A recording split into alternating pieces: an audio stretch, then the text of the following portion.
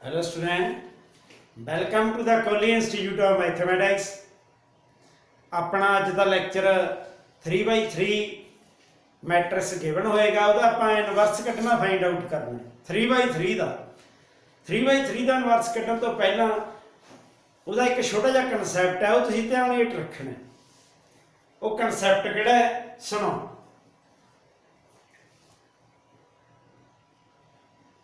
हजे आप सम नहीं करांगे, वैसे ही समझा रहे हैं तुहानूं 2 3 4 1 2 3 3 4 5। सपोज करो अपने को एक मैट्रिक्स है, इहदा आपां इनवर्स कढना। इनवर्स कढन तो पहला की गल का ध्यान रखना मेन जिहड़ा हैगा, क्योंकि जिहड़ा 3/3 का मैट्रिक्स का इनवर्स कढना टाइम बहुत लवाउंदा है। हरेक एलीमेंट नूं बड़े ध्यान हेठ रखना है। एक भी एलीमेंट तुसीं गलत कर लिया इधर उधर ऑपरेटिंग के दौरान तो सारा सवाल गलत होंदा।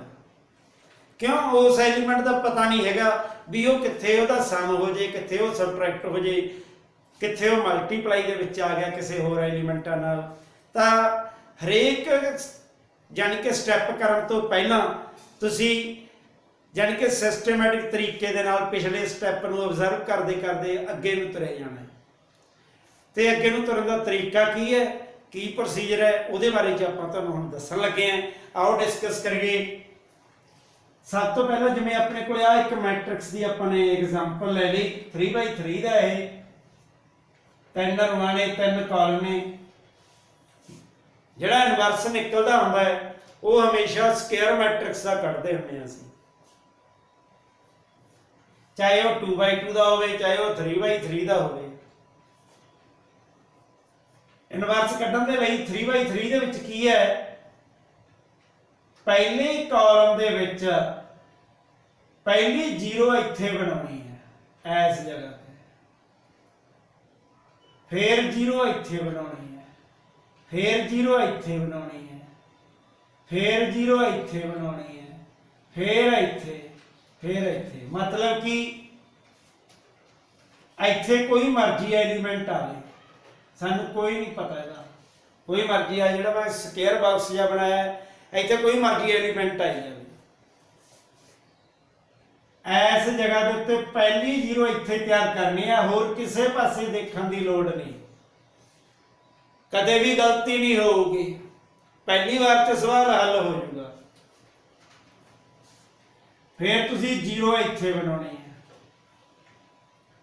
है, आए सिस्टम नाल तुरना है, फिर जीरो इत्थे बनाउणी है, फिर इत्थे कोई मर्जी एलीमेंट आई जाए, फिर जीरो इत्थे बनाउणी है, इहनूं नंबर 3 इत्थे नंबर 4, फिर जीरो तुसी इत्थे तैयार करनी है, फिर जीरो इत्थे तैयार करनी है, इत्थे कोई मर्जी एलीमेंट आवे।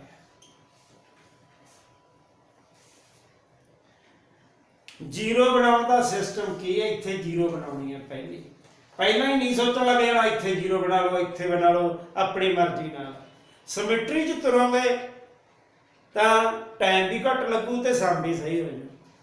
सिमिट्री तो बाहर रहोगे फिर वो कटिंग भी ज़्यादा होंदी है, एलीमेंट गलत चक्कन के चांस बढ़ जाते हैं। ये एक तुकबंदी जी है जी तुसीं याद रखनी है। पहले कॉलम विच जीरोस तैयार करनी है, पहली रो की हेल्प लैके। जो तुसीं पहले कॉलम च जीरोस तैयार करोगे, रो पहली वरतनी है तुसीं कैलकुलेशन च। जो तुसीं सैकंड कॉलम च जीरो तैयार करन लगोगे तो सैकंड रो की यानी कि वरतों करनी है कैलकुलेशन लई। थर्ड कॉलम च जीरो बनाओगे तो थर्ड रो की हेल्प लैके बनाओगे। पहले कॉलम च जीरो बनाइए पहली रो की हेल्प लैके, सैकंड कॉलम च जीरोस तैयार करिए सैकंड कॉलम की हेल्प लैके, सैकंड रो की हेल्प लैके, थर्ड कॉलम च जीरो तैयार करिए थर्ड रो की हेल्प लैके। इस प्रोसीजर नाल तुसीं ईजीली सम सॉल्व कर सकते हैं। आओ आप डिस्कस करते हैं कि सम 3/3 का सुनो।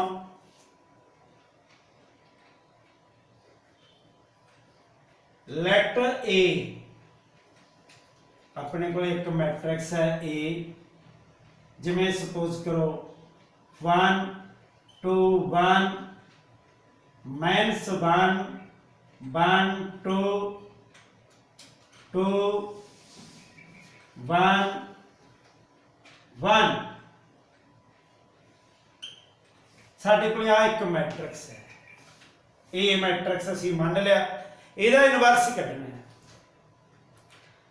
ਹੁਣ देखो सब तो पहला by elementary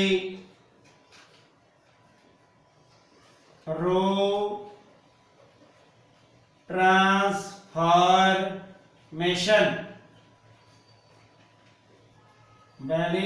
bye elementary row transformation A is equal to IA 1 2 1 minus 1 1 2 2 1 1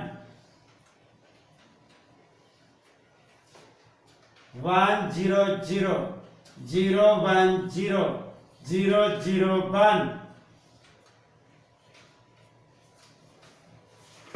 हम देखो इस प्रोसीजर के अकॉर्डिंग इत्थे जीरो बनानी है आपां ने आ इस जगह ते पहले कॉलम च जीरो बनाइए पहली रो की हेल्प लैके देखो इत्थे जीरो बनाने आ माइनस 1 आ प्लस 1 सानू पता जदों आपां इन्हां दा सम करांगे तां ओह इत्थे की आ जाएगा जीरो आ जाएगा ओके हाँ जी ऑपरेट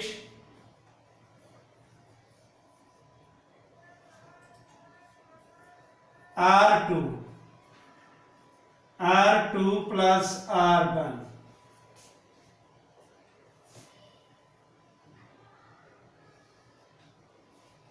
हाँ जी 1 to 1 0 3 3 2 1 1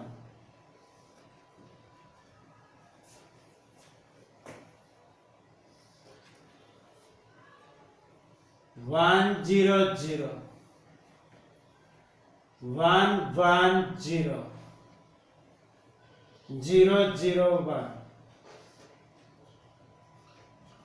इधरली साइड भी सेम ऑपरेटिंग करनी है R2 दे विच R1 अपन ने प्लस करता आ जीरो तैयार हो गई हुण इत्थे जीरो तैयार करनी है इस जगह पे पहले कॉलम से जीरो बनाइए पहली रो की हेल्प लेके पहली रो की हेल्प है ना पहली रो आ कॉलम है इत्थे 2 है इत्थे 1 है इत्थे जीरो बनाना है इसका मतलब इत्थे किसी हिसाब नाल 2 आ जाए फिर आप 2 चो 2 जो आप सबट्रैक्ट करांगे फिर इत्थे की आ जाएगा जीरो आ जाएगा R1 2 R1 2 4 2 0 3 3 2 1 1 2 0 0 2 2 0 sorry 1 1 0 0 0 1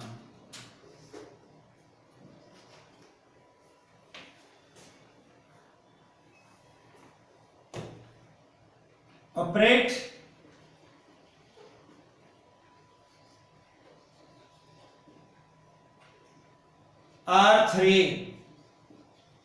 R3 minus R1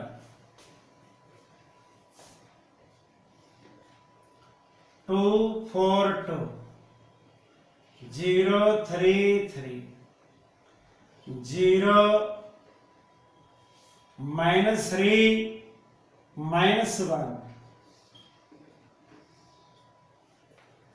2 0 0 1 1 0 -2 0 1। ਹੁਣ ਆਪਣੇ -3 ਇੱਥੇ ਬਣਾਉਣਾ, इस जगह के 0 बनाना -3 की जगह। फिर की करना है, सैकंड कॉलम च 0 बनाइए, सैकंड रो की हेल्प लैके आ सैकंड रो तो की होया R3 प्लस R2, क्यों आ माइनस आ प्लस है,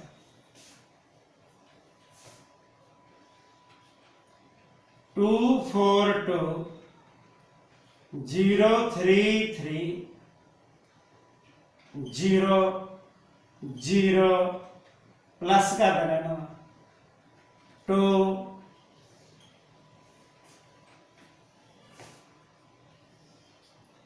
2 0 0 1 1 0 -1 1 1 ए। हुण 0 कित्थे बनाने आपां इत्थे, इत्थे 4 है इत्थे 3 है, इंटरचेंज करना पऊगा आपां नूं मल्टीप्लाई करने वास्ते। इहनूं 3 R1 R2 4 R2 कराओ करो 6 12 6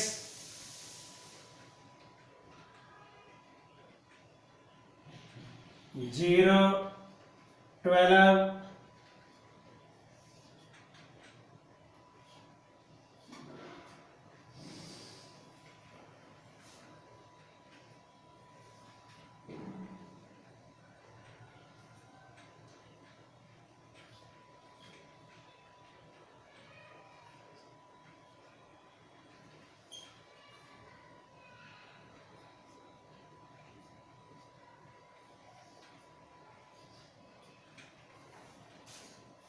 ਹੁਣ ਇੱਥੇ 0 ਚਾਹੀਦਾ, ऑपरेट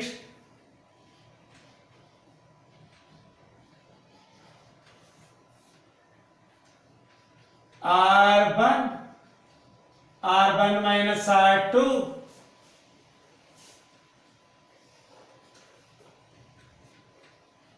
6 0 -6 0 12 12 0 0 2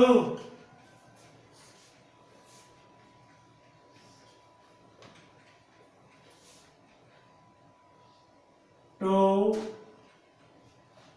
-4 0 4 4 0 -1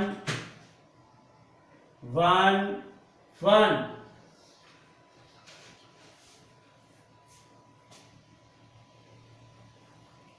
जदों असीं इत्थे 0 बना लिया, फिर हम असीं फिफ्थ 0 बनानी है, थर्ड कॉलम च 0 बनाइए, थर्ड रो की हेल्प लेके आ 6 है माइनस से 2 है, इक्वल कर लेना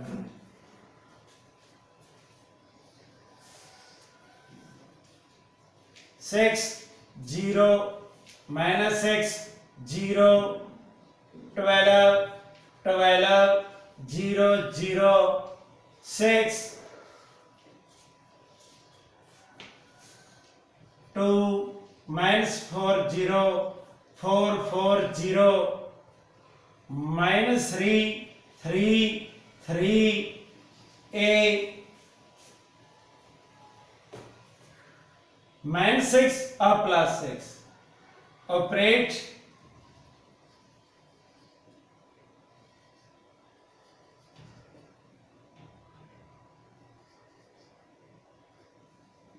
R1 R3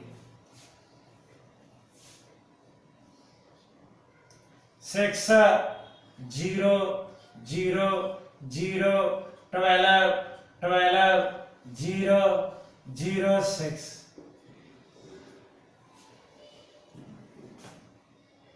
-1 -1 3 4 4 0 -3 3 3 a ਹੁਣ ਇੱਥੇ 12 ਹੈ ਇੱਥੇ 6 ਹੈ ਹੁਣ ਆਪਾਂ ਲਾਸਟ ਜਿਹੜੀ 0 ਬਣਾਉਣੀ है हाँ जी तीजे कालम से 0 बनाइए तीजी रो की हेल्प लेके R3 2R3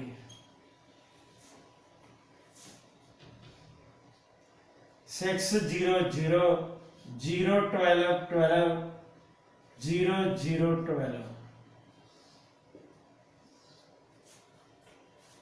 -1 3 4 4 0 -6 6 to 6 operate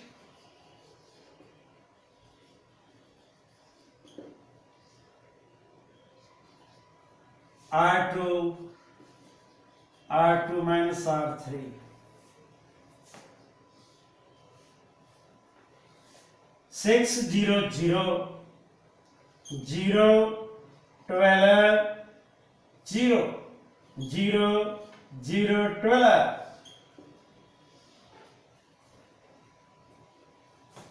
-1 3 4 3 10 आ जाएगा 4 6 -2 आ जाएगा 0 6 -6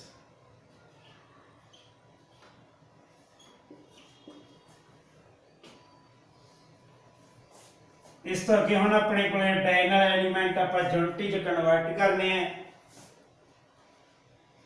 R1 ऑपरेट करके लिखना है 1/6 R1 R2 1/12 R2 R3 1/12 R3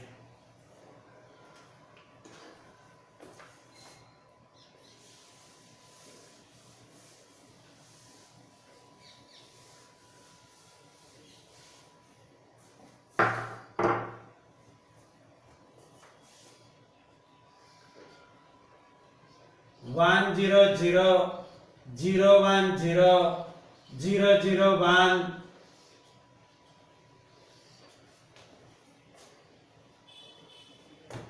-1/6 -1/6 1/2 12 now multiply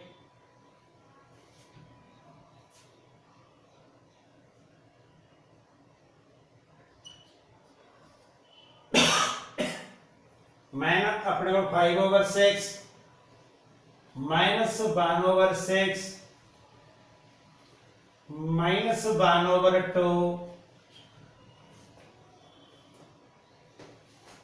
-1/2